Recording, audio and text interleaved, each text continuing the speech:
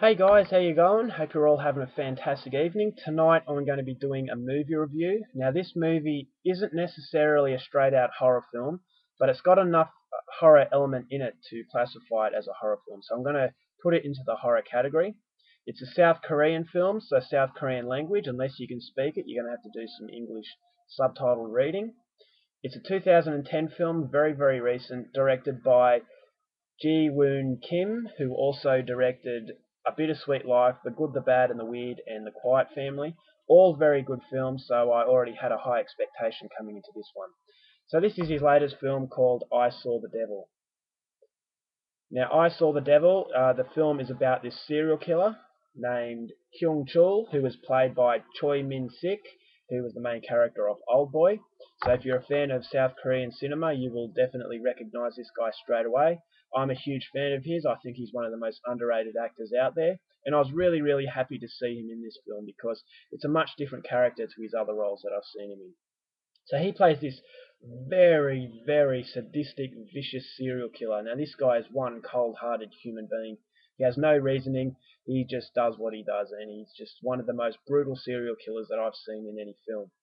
So he's basically going around in this little bus. He's a bus driver at a school, and he goes around and he basically wins the trust of these young women.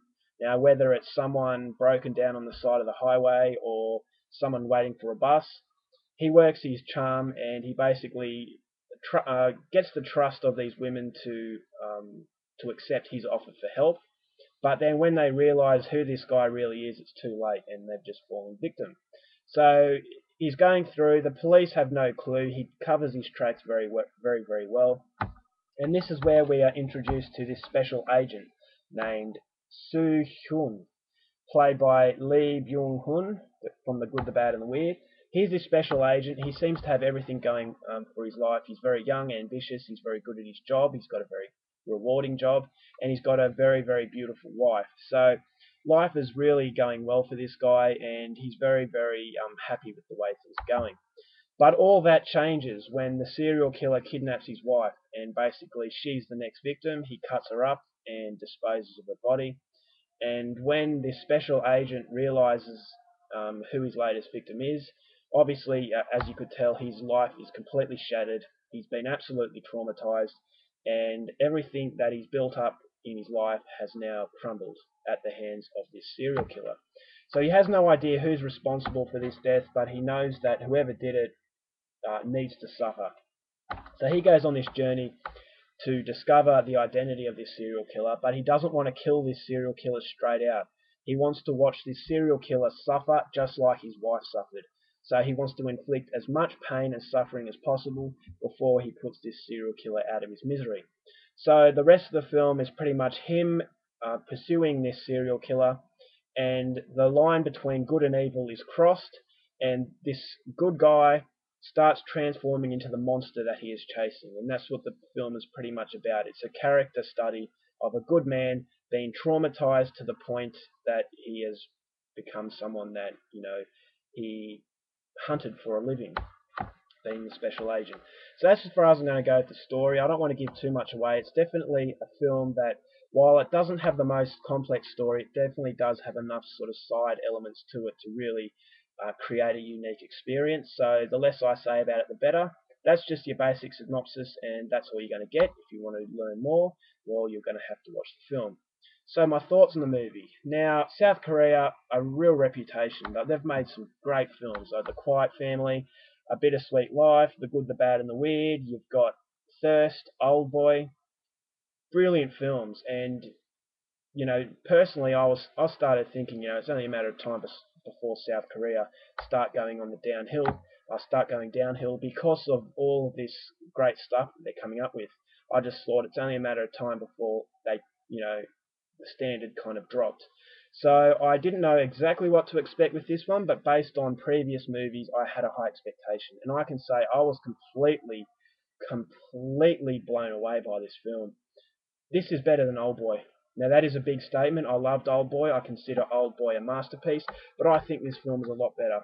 Now it is 141 minutes, so it's a very long film, but it feels like it only goes for 10 minutes because the pacing was absolutely phenomenal. It is a film, a very psychological film. As I said, it looks at the what traumatic events can do to us as people and how far we would go for revenge. So it has a very psychological element to it. It is a very, very nasty, evil film as well. So if you're a sadistic kind of person, you'll get a lot out of this one. The violence is very raw and very brutal. There were some scenes that just sent a shiver down my spine. Just absolutely cringeworthy.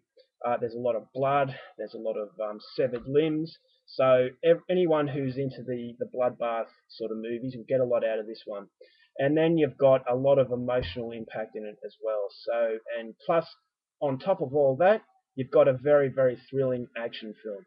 So the director has managed to blend all kinds of elements, like all kinds of genres, and just packed it into one to make a very, very incredible experience. Now, the two lead actors, that Choi Min Sik from Oldboy, he played the serial killer, and this guy is an absolutely brilliant actor. I don't know if he's been able to crack it into America yet, but if he hasn't, I don't know why, because this guy is one of the most underrated actors out there. He was absolutely incredible. It shows his versatility in this film. He's a much different character to the other characters he previously played. So it's always a good sign when an actor can play a different character, because it shows that he's not just a one-trick pony. And this film is definitely proof that this guy can act. And then you've got the good guy played by Lee Byung-hun. I'm not really familiar with this guy. I haven't been exposed to too much of him. But he did a brilliant job at playing a good guy who's gone bad. And he brought a lot of emotion to it, and it really made you feel bad at the end of the film. I'm not going to give away the ending, but at no point will you feel good watching this film. It is a very, very, very evil experience. It's very, very dark. The characters are very evil. And at the start, you feel sorry for this guy who's lost his wife, but by the end of it, you're kind of scared of him as well. And the fact that some of his emotions show that he doesn't like what he is doing, but he feels he has to do it for his wife. So that creates some sort of heartbreaking feeling towards this character. And by the end of the film, you'll be exhausted and you'll just think, no one's a winner here.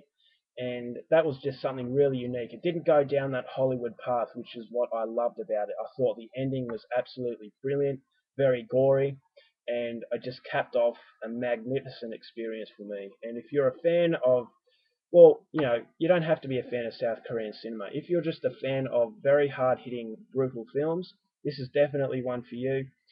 Not only is this the best South Korean film I've seen, this is the best film I've seen in the last 10 years.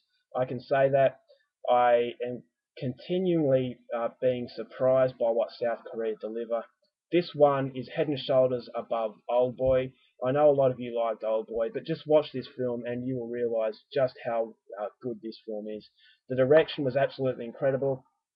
As usual, South Korean cinematography in movies is top notch. This one is no different. The director has managed to blend colours in, which makes a very surreal sort of feeling in some scenes. So I cannot, honestly, I cannot pick out a flaw in this film. This is a masterpiece. It is a classic, and it will go down as, the best South Korean film to date. Now, I know a lot of people may disagree with that, but as far as I'm concerned, this is an absolute classic, a brilliant film, and everybody has to go out and see this one, because it is just something you will never forget. And although it's a 2 hour long film, it'll have you on the edge of your seat from start to finish, and it's just, yeah, what can I say? It's incredible. Absolutely magnificent film. Alright guys, that's my review. I hope I've covered everything. I got a bit excited watching at the end of this film, because I thought I have to go and review this straight away. So I hope I've made sense, and I hope I've generated enough interest in this review for you to go out and see it. Please do. If I could recommend one film in my life, it would be I Saw the Devil. Alright guys, that's it. I'm going to bed. I'll be back tomorrow for the House of Horror, so until then, take care.